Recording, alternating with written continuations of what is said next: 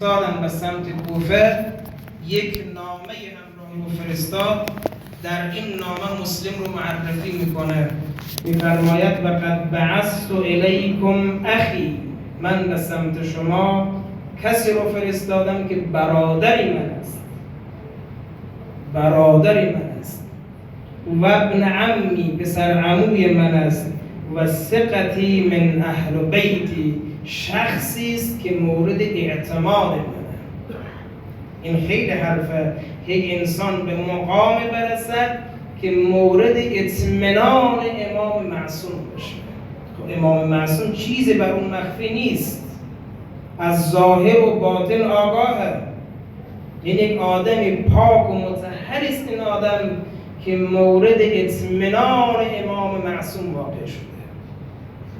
وقد بعثت الیکم اخی و ابن عمی و ثقتی من اهل بیتی مسلم ابن عقیل، اون کسی که برادری من است، پسر عموی من است، مورد اعتماد من است، جناب مسلم ابن عقیله.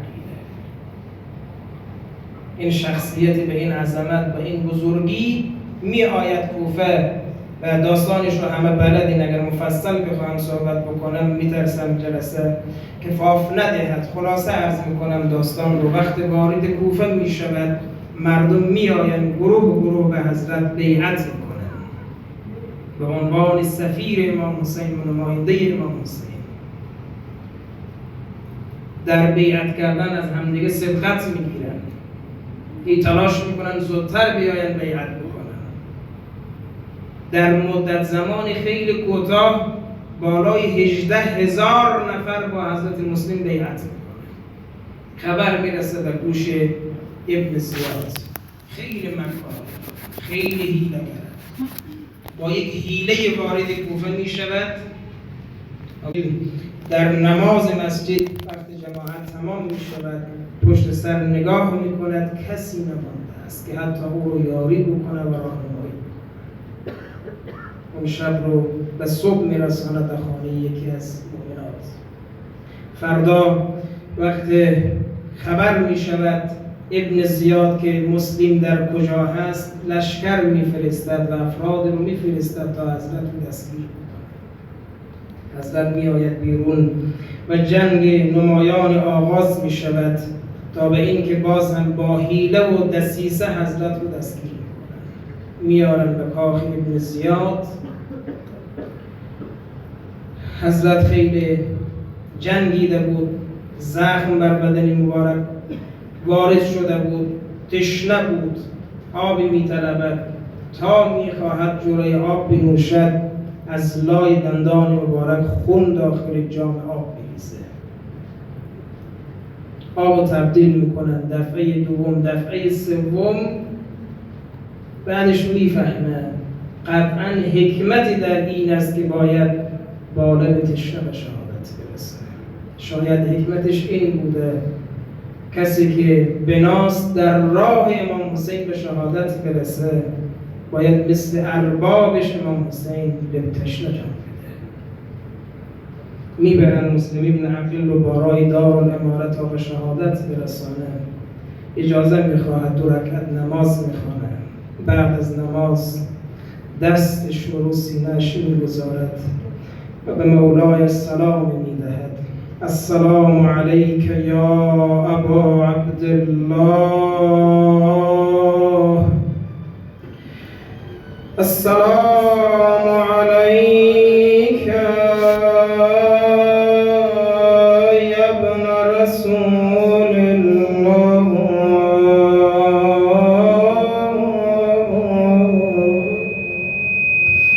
ای گل باغ نبی، یا جای تو نیست.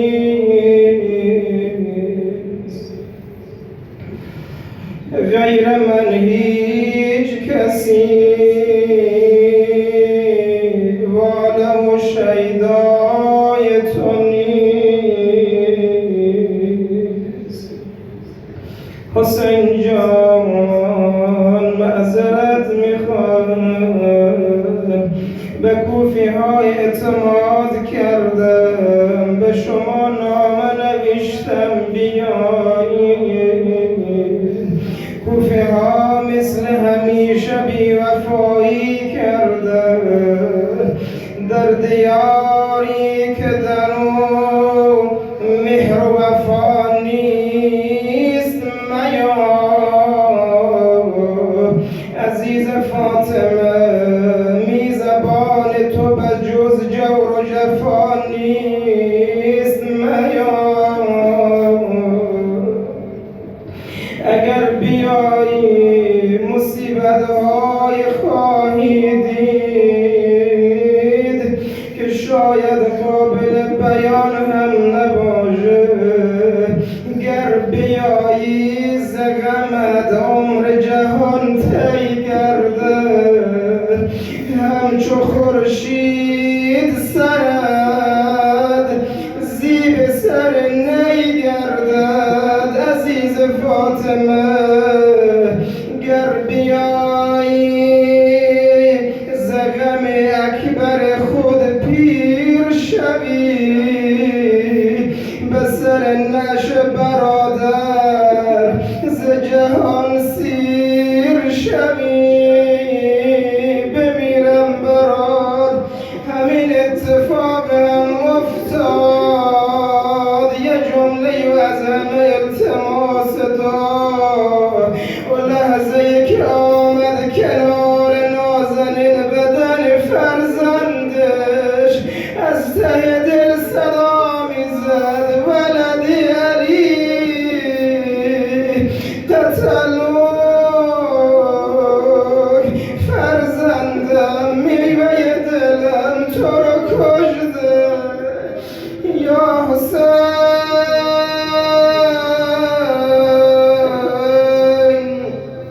یا مظلوم.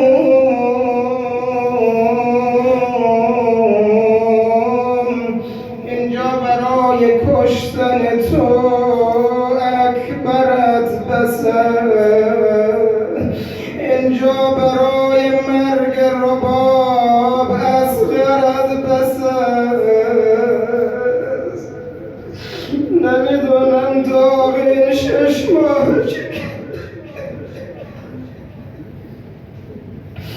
اینجا برای شمر کثافت سرت بسه است، اینجا برای زجر لعین